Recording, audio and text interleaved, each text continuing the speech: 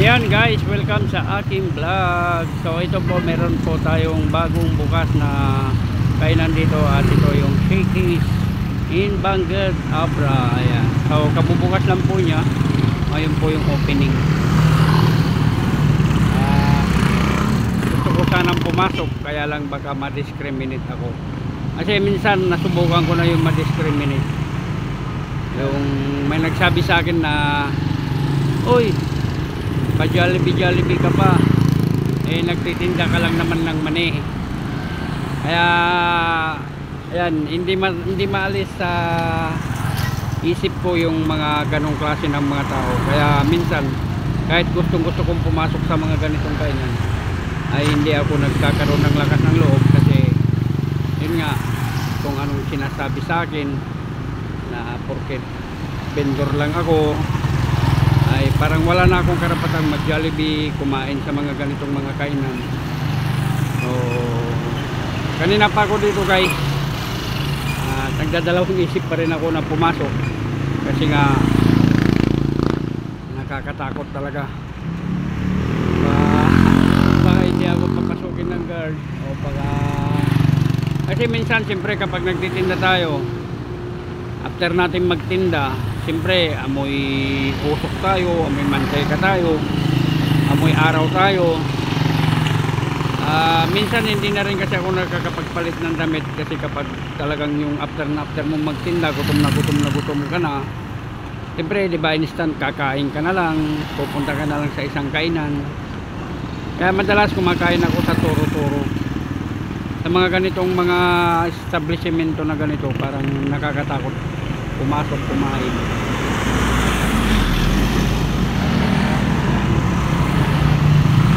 So sana sa mga tao na kagaya nung kakilala ko na sinabihan ako na vendor lang daw ako, ba't ako nagja-Jollibee, sana magbagong buhay ka na. Kasi sa akin naman nanggagala yung sinasahod mo. Yan. O isa po siyang nagtatrabaho sa munisipyo. Kasi that time kasi ano yun, Sir, flyers po sir para ay November 1 po yun. Kasi as in gutom na ako nun. After kong magtinda sa sementeryo, siyempre dumiretso na ako na kumain. Tapos nung isang araw na naman, kakain na naman ako sa Manginasal. Nakita ko na naman yung taong yun, kaya hindi na ako pumasok sa Manginasal.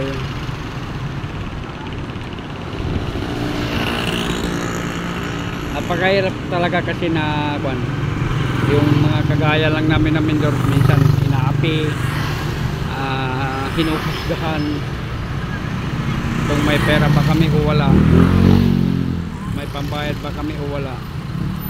Kaya ganun. So ito po yung Shakey's, bagong bukas po siya dito sa Bangued Abra.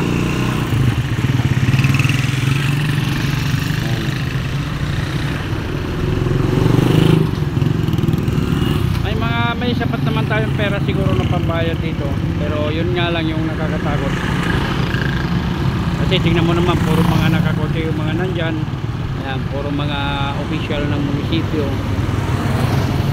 Karamihan kasi dyan may mga 4 wheels, samantalang ako 3 wheels lang. Kaya nagdadalawang isip pa rin ako. Ayan, so mega love shoutout po sa inyong lahat. Kay Ate Leng Gray Official, ayan, ang aming founder sa Fantabulous Family. Sa lahat po ng membro nito, mega love shout out. Sa lahat po ng mga nagsasubscribe, nagtatamsak at nagsusupport po sa aking channel, mega love shout out sa inyong lahat.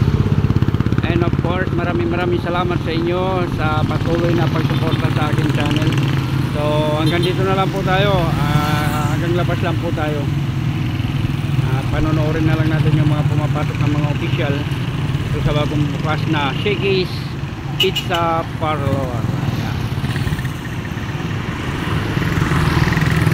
So bye bye, ingat po kayo lahat. God bless us all, at long weekend na po sa 27. Ayan, magsisimana Santa na po. Semana Santa. Yan, sa Tagalog po ay mahal na araw. Pero ang alam ko, mahal ko si Eva araw-araw.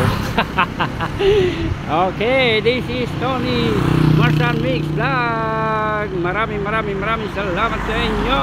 Bye-bye.